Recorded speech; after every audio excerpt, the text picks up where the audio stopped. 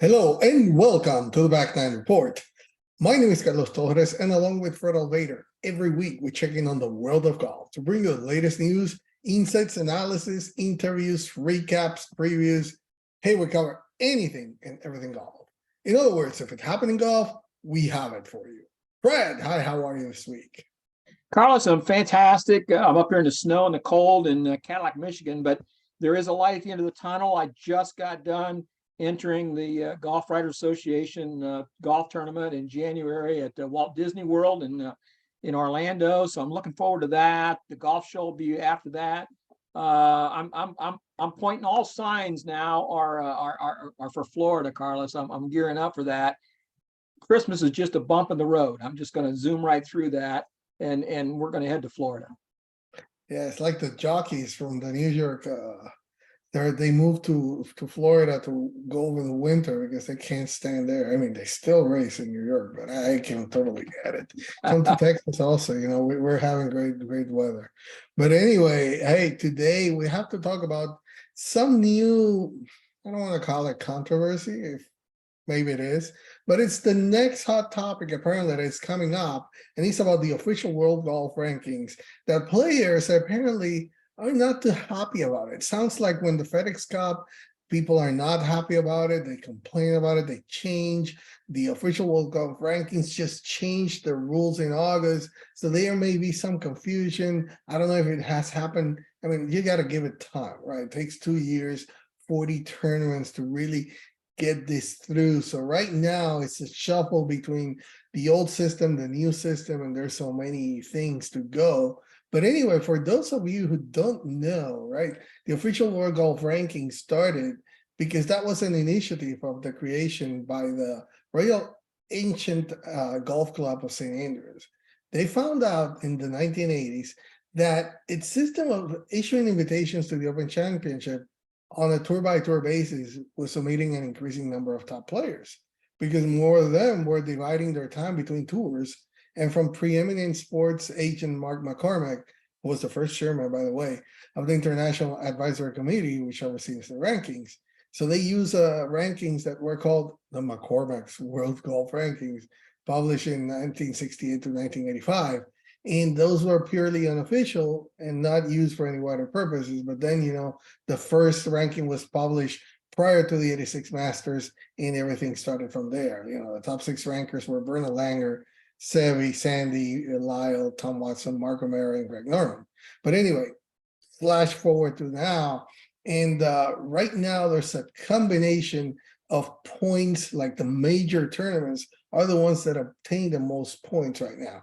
Rightfully so. Those are the big tournaments in the year where everybody wants to play, where the best players are.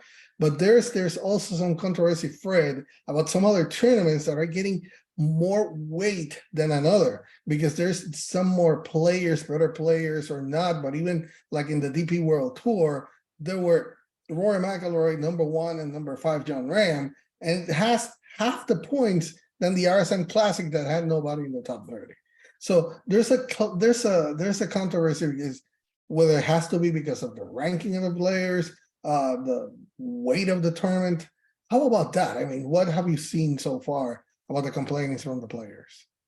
Yeah, it seems to boil down to that they don't feel like the full field event. So if you win a tournament with 120 guys in it or 144 guys in it, isn't that harder than winning an event with 20 guys in it? Should that be worth more points? Then so let's just take, for example, this weekend, Carlos, with the Hero World Challenge with a 20-man field, gave out more ranking points than the Australian PGA. I'm sorry, the Australian Open that was played last week as well, with like a full 120-man field. So the argument goes back and forth. But it goes even a little bit deeper in that. And we know we've got the LIV controversy thrown in here. And that's what really is kind of stirring the pot with all this, because these LIV guys want ranking points. And I went back and looked at some of this stuff. And so do you honestly believe, so Rory is ranked #1. Scotty Scheffler could have jumped over Rory and got back to #1 if he would have won this week. He didn't win. Victor Hovland pulled it out there. He tried to give it away at the end, but he pulled it out. And so Scotty is still number 2, but you've got 2 guys, Dustin Johnson and Cam Smith. Cam Smith had 4 wins last year. He had 3 wins on the PGA Tour, an LIV win, plus he just won the Australian PGA 2 weeks ago. So he's got 5 wins, worldwide wins this year. And 2 of those, one was a major and one was the Players, and one was the Century Tournament Champions. Those are all fantastic fields, okay? He could very easily be number 1 if he was getting ranking points right now. And also, he's still number 3, even just living off his points that he had before, basically, and winning this the Australian PGA. And then Dustin Johnson has a year that's unbelievable, wins $35 million. He would probably be number 1, 2, 3, or 4. So you've got on the official world golf ranking, you got Rory number 1, you got Scotty number 2, Cam Smith is number 3, but DJ is well down the list, but because he's not getting points because he's playing on LIV. So the OWGR is really inconsequential right now, despite the fact that players like Scotty Scheffler, John Rahm, Tiger Woods are calling it unfair. Matter of fact, John Rahm called it laughable. And these guys, it's important to these guys, Carlos, because the top 50 get the automatic invitations into the majors and the big events, the invitationals like the Memorial, the Arnold Palmer, the Genesis. Those are big deals. Those guys want to play in those. They're big money events, and they want to be in those things. So it's important that they get this thing right. You know, we talk about the LIV and are they going to get ranking points or are they not? We've kind of talked about that in the past, and we both agree that they're going to have to give ranking points. And I think they're going to have to give them real quick here after the first year. I don't see, by the time the LIV gets started back up in February, I would certainly think that they have to have official world golf ranking points. But let's just take a look at who's on the board of governors for the official world golf rankings. First of all, you've got Peter Dawson, who's the chairman. You've got Augusta National Golf Club represented by Will Jones, who's an executive director. PGA European Tour, Keith Pelley is the chief executive of the DP World Tour. He's on that.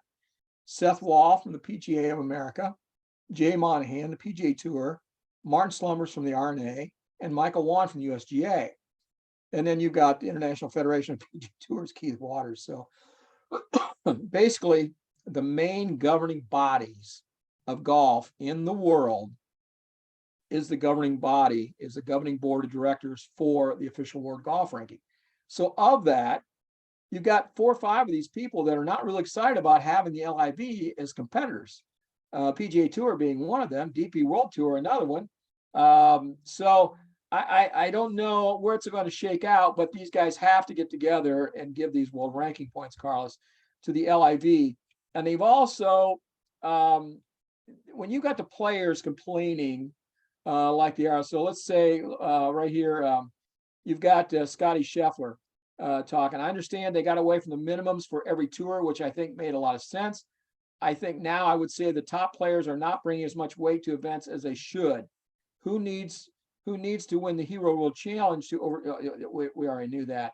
John Rahm called the rankings laughable when the RSM Classic received more world points than the DP World Tour Champion, which had a smaller field, but more of the game's top players.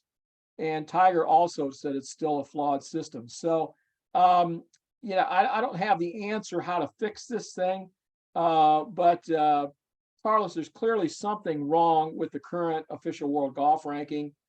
It starts with the LIV players needing to receive ranking points for LIV events. And it also looks like they need to go back and tweak that again about their strength of field algorithm to account for fields that are maybe deeper than a regular event.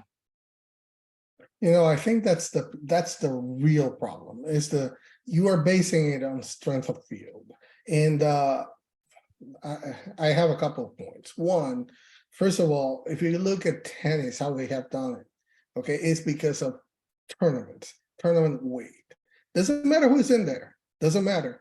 It has a specific weight, a specific number of points that you're going to achieve. And all the best players know where to go to achieve the best points.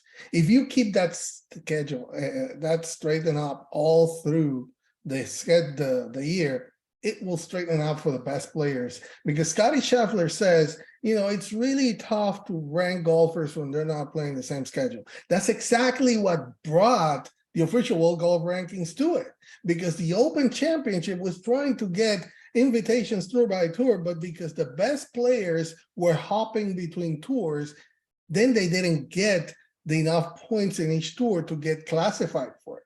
So that brought this official World Golf Rankings to try to simplify the process across all tours. Now, here comes the LIV, which is the next issue. If it comes here, and there's going to be players there, and if they would accept them on the PGA Tour, then we're going to have players hopping from tour to tour. There's players that still go anyway and play on the DP World Tour. There's players that go and play in the Asian World Tour and the Asian Tour. There's players like Cam Smith that went to and playing in his home in Australia.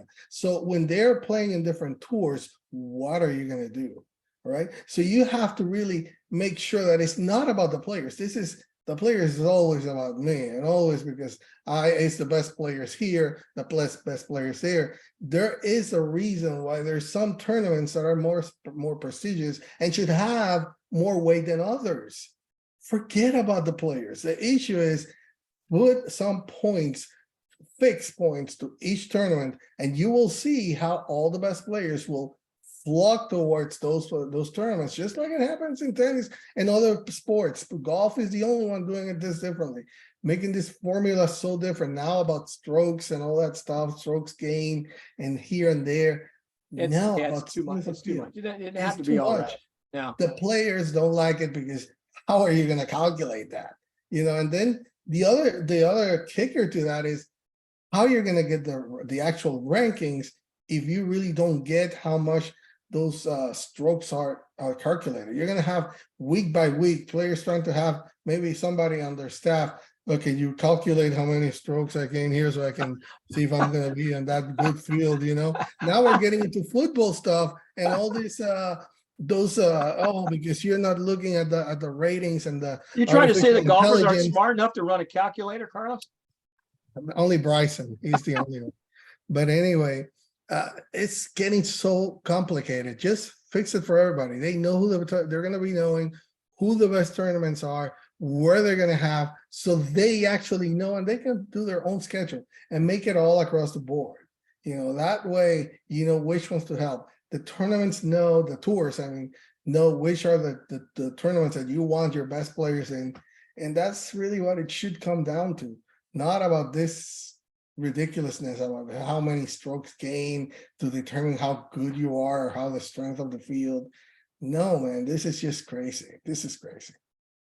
Yeah, you're always going to have the majors, the players, the invitationals that are, they're going to be stronger fields. They should have some more points than some of the other tournaments. But when you look at the LIV events with some of the names that they have in there, they've got great players in there, right? Players that are historically in the top 50 in the world. The Brooks Koepkas of the world and Dustin Johnsons and Bryson DeChambeau. Some of these guys are pretty good golfers, and they need to be getting world ranking points so they can qualify for the majors and be in these big events. Now, the suspensions with the PGA Tour and playing at PGA Tour, that's a whole different issue. That's a whole different concept. But we're just strictly talking about official world golf ranking points so that they can earn exemptions into the major championships. And if they want to go play on some of these other tours, if they're eligible, like the Japan Tour, the Asian Tour, the Australasian, or the DP World Tour, they can go do that. So that's all we're talking about here, Carlos. And the official world golf ranking is obviously flawed a little bit. They still need to tweak it and figure it out, and they got to get LIV added into it. They should, and they have. Again, but once they do that, it's going to be about how you're going to really rank those tournaments as well. How you're going to, I think that the biggest issue, yes, of course, is the DP World Tour and the PGA Tour not wanting to give them world golf ranking points, because after that, what leverage do they have? They have absolutely no leverage to say right now, hey, don't go play there.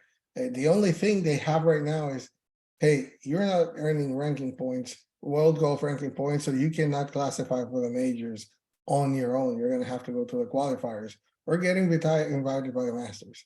So anyway, the bottom line is, yes, they have to give the rankings to the LIV golf tour players, but as well, I would say you want to simplify this, just weigh every tournament across the world so that everybody knows what it is. And you're going to see the top players are going to flock to the top tournaments. And whenever they need any points, they can actually, pick and choose, just like they do in other sports, specifically on tennis, that they know which tournaments they really have to go. And also, you're giving the other players below the top players a chance to, fairly enough, hey, the top players are not going to be in this one, but I'm going to start building my ranking by trying to go and win these other tournaments that are not as weighed as the other big ones. But anyway, Carlos, we've seen it happen time after time. These young guys come up. Brooks Koepka goes to Europe and plays because he can earn world ranking points on DP World Tour, and the competition's not as tough. And so, and these guys come up through the Asian Tour, and they come up real fast because they're really good, so they can beat those guys quick. And even though they're not getting as many points as a major championship, they're getting enough points to jump up into the top 100, the top 150, so they can start getting in these better. They get invitations into these bigger tournaments, and then they get more points. So we've seen it happen time after time after time. Even though those lesser events don't get as many points, if the guy wins and the guy starts making top tens, he'll get the points to get up into the big tours. And that's how it should be, definitely, given the opportunity from top to bottom. Anyway, thank you for joining us. It's always our pleasure to bring you the latest in golf news and information. Remember, next week, we're going to have our end of the year talk about the top stories, and we're going to bring the European Golf Guru. Wonder what the top story could possibly be. I know it's tough, there's a lot of stories, but if you want to find out, our lips are sealed. Watch it next week. Or if you want to find out early, read the Michigan Golf Journal. It just came out today. You gave it up. You gave it away.